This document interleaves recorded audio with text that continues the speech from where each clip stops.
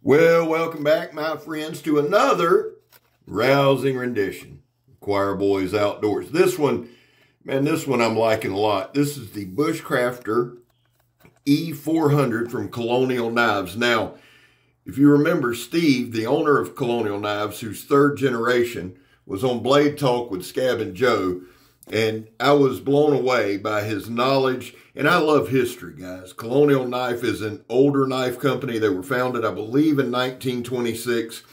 And there for a while, everybody thought they were gone. They weren't gone. They were just making knives for other people.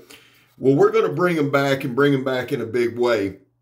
I first heard of Colonial from Tom Ritter and Isaac from Isaac Knives and Knowledge. And those are two great guys, two great channels. Check them out. I'll try to put them in the description. Here's the deal.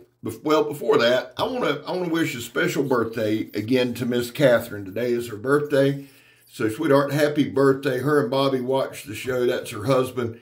And I am thankful and forever grateful for their support, man. All of you guys are awesome. But Miss Catherine, I hope you have an amazing day. Hope you've had an amazing day and many more to come. Now, the E400 Bushcrafter. It's made from CM154 steel.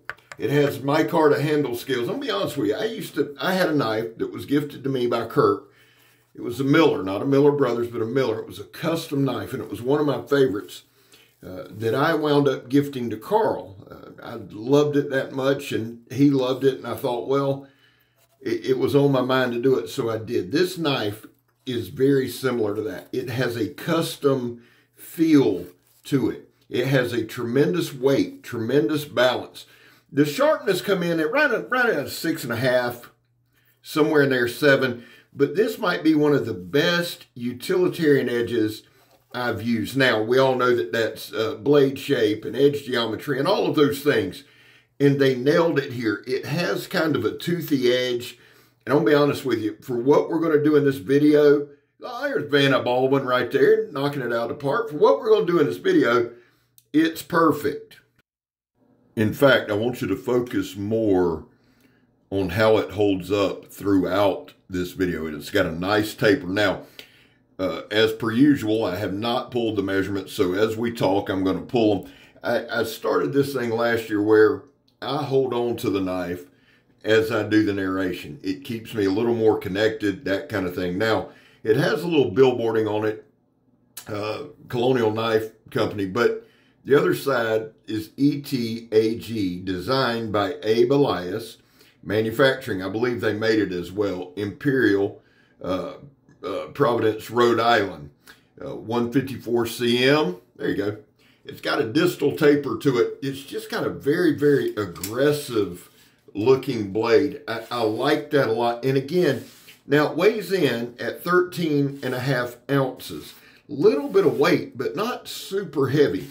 Most of that weight carries in the handle, so it's slick, it's fast, it's durable. The thing, and I'm going to say this over and over and over again, its edge retention throughout this video impressed me. It is just a workhorse. You know what? It reminds me of that early 20th century, the early 1900s, just that workhorse. Get up and get it done, and that's what this knife does. It's insane, really. Handles very well. Let me give you some stats on it. The blade stock, let me pull this, is 3/16 thick. I love that. The handle length is about 5, right at 5 1/8, 5 1/4 maybe. That will be being generous. The inner grip, however, is 4 1/4. Fit any hand in the world. I love that. The blade length, we're going to call 5 3/4, right there. 5 3/4, 5 13/16, something like that. Blade width at its widest point is an inch, about 1.5 inches right there. I'm liking that. Now, like I said, it does have a distal taper. It goes down. It's very, very, very aggressive. Slight ricasso, so you've got an actual cutting edge. We're going to go with 5 5/8. Yeah, that's it, right on the money. just a great size knife. Now it comes with a Kydex sheath with a tech lock. You see where it rides high only. Now, here's what I want you to understand. The original video was 25 minutes long. That's the footage that I had got it down to. And I had to pick out some stuff to take out, which I hate doing that because here's the deal, man. Most people tell you, oh, I'll go 8 to 10 minutes and, you know, you want it fast paced and, you know, you want it to go viral. Well, you know what? Here's the deal. One, it's not a damn commercial. Two, I already know my long forms aren't going to go viral. YouTube's not a fan of mine. And three, I just want to show the knife work. And on a knife like this, the longer we go, the more impressive it gets, at least to me. Now, because we are right at the 15-minute mark, there's going to be times I just kind of go silent. There's no need for me to ramble through this whole thing. I do want to say this real quick. Here lately, the zip tie test has been kicking my ass, and it's probably because I use this axe handle and not something a little larger. But again, for those of you that are new here, it's not a matter of sharpness on the zip ties. It's putting pressure right on that edge and see if it'll chip it, if it'll roll it, if it'll do whatever. And, you know, I've had several people say, man, I cut zip ties all the time. I enjoy watching it. So it's a little one we do that I really, really like. Now, there you go, scabbing them quick hands there. It just feels good. There's no way. This is a vibe knife, by the way. And those of you all that are familiar with that term, when we come up with a vibe knife, that means there's just something about it that we love, not like that we absolutely love. And really, it doesn't have to be some major thing. I think for the E400, it's everything. And again, Tom Ritter, that's his channel name's Tom Ritter, and Isaac Knives and Knowledge. I first found out about Colonial through them, and I'm forever appreciative. Now, I'd love to tell you that I missed on purpose. I didn't on that stab. We're going to do the John Peters stab test. Now, guys, it's cold today. And there are days, certain days, old Scabber's hands just don't work, especially that right one. So I added the lanyard there. The grip, the ergos, all of that on the handle fit me perfectly. Really, really, really good feeling grip. But on a day when my hands don't work, a lanyard is just required. You're going to see actually when I do a little chopping, I do more of a flip chop with it. But the knife performed insanely. I was really impressed. I'm not going to lie to you. I was really, really, really impressed with how well this knife held up throughout the whole thing. And I'm always blown away, too, when we come across something like this. I'm like, damn. As we look back, I've had more and more people go, dude, I thought they were out of business. I thought they were out of business. And again, Steve explained that during that blade talk. And that's something I wanted y'all to understand. They never went out of business. They just made knives for other companies for about 30 years. And he said, man, we never thought to put our name on it. 30 years of people not hearing about you. And there you go. But I can tell you this. This knife is worth hearing about. And again, we're not the QVC. Don't get a damn dime for doing it. They did send this one for a review sample. And I'm gonna change it up a little bit. This might be the first knife I ever asked for specifically. I seen it, I loved it, and they was like, man, if you want to try some out, I said, hell yeah, that E400, definitely all about that. Now, here's the crazy part with this. Here's the absolute nutty part about this knife. Right now on their website, what I'm going to do is put a link to their website in the description. Right now on their website, if you buy one, they give you one free. I thought, and I had somebody comment today, goes, dude, really? It was Bobby. Catherine's husband, Bobby's like, am I going crazy? I said, no, it's a BOGO. So for $149, you get two of these. I'm really thinking about jumping on it. I'm not going to lie, because this is a knife that not only I can see myself carrying, but giving to my son, holding a couple for my grandsons, not just for the quality, because the quality's there, but for the historical value. And it's just a great knife. Making me a little tent peg there, you know, punji stick, tent peg. I'm going to be quiet a little bit so y'all can enjoy the batoning, and I'll pick up with y'all in a minute.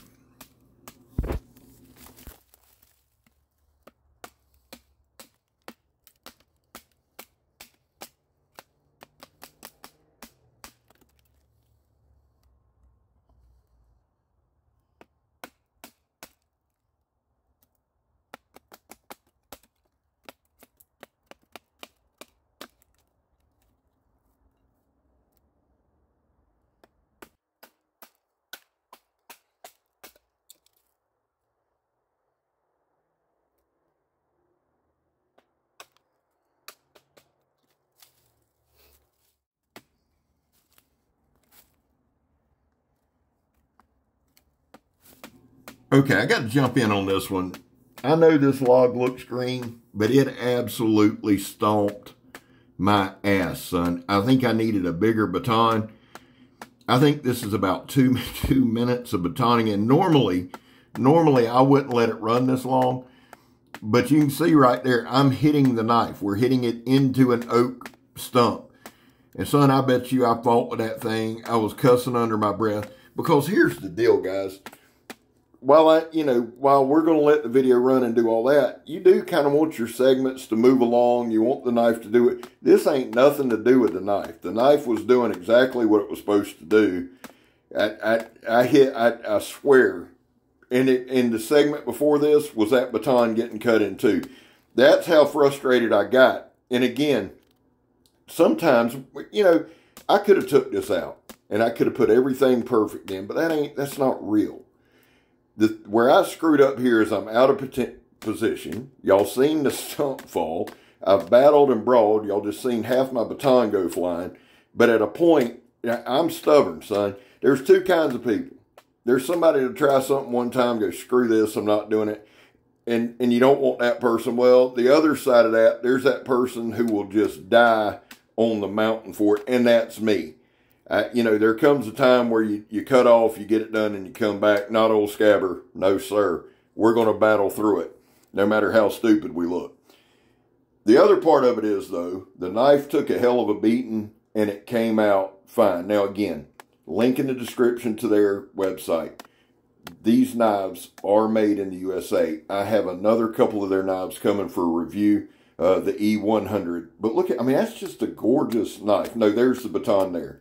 That's what happens when you let me down. I chop you up. Guys, listen, there was a time in this country where 22 vets a day took their own lives. Now, the real number is between 15 and 29, and I feel obligated to bring that up to you.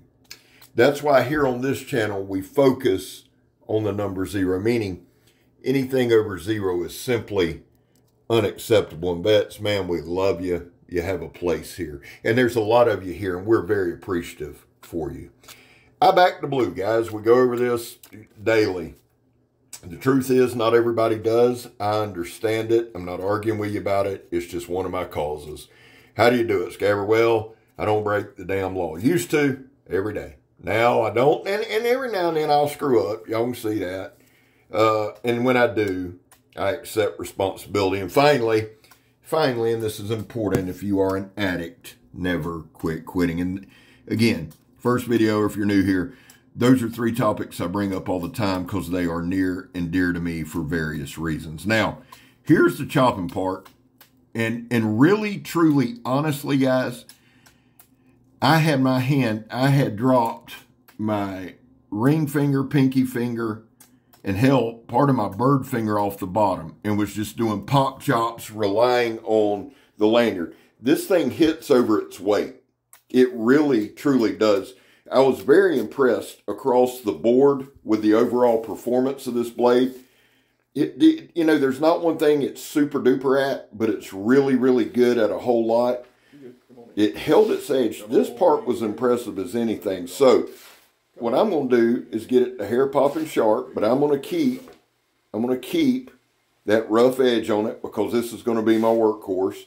And we got us something to bear. Listen, Colonial knives, E400 bushcrafter, freaking awesome. But remember this, I'm Scab, you're not. I'm gone, son. Love y'all.